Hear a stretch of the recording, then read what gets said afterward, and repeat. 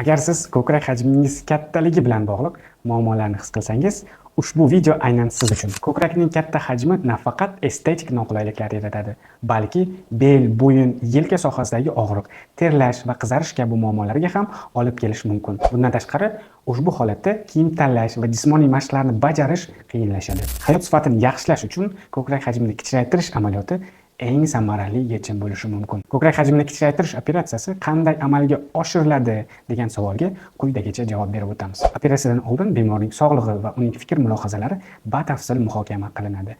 Jarayon quyidagicha bo'lib o'tadi. Birinchi navbatda ortiqcha teri va bez to'qimalari olib tashlanadi. Keyin esa ko'krak shakli qayta tiklanadi va tabiiy holati saqlanib qoladi. Operatsiya odatda 2-3 soat davom etadi va umumiy narkoz ostida amalga oshiriladi. Operatsiyadan keyingi natijalar qanday bo'ladi degan savolga ko'pchilik bemorlarimiz og'riqlarni yo'qolishi, qulay harakat va estetik qoniqish haqida gapirib o'tishadi. Tiklanish jarayoni quyidagicha bo'lib o'tadi. Operatsiyadan keyin bir necha hafta davomida shish va noqulayliklar bo'lishi mumkin. Bemorlar maxsus ichki kiyim kiyishlari tavsiya etiladi. To'liq tiklanish esa odatda 4-6 hafta davom etadi. Operatsiyadan keyin iz qoladimi degan savolga quyidagicha javob berib o'tamiz.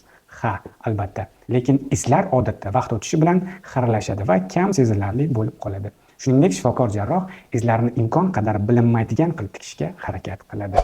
Agar siz ko'krak hajmini kichraytirish haqida ko'proq ma'lumotlarni bilishni istasangiz, savollaringizni izohlarda yozib qoldiring yoki konsultatsiya uchun yoziling. Biz tayyorlagan video sizga yoqdi degan umiddaman. Agar foydali bo'lsa, like bosing va kanalimga obuna bo'ling. Xayr, salomat bo'ling.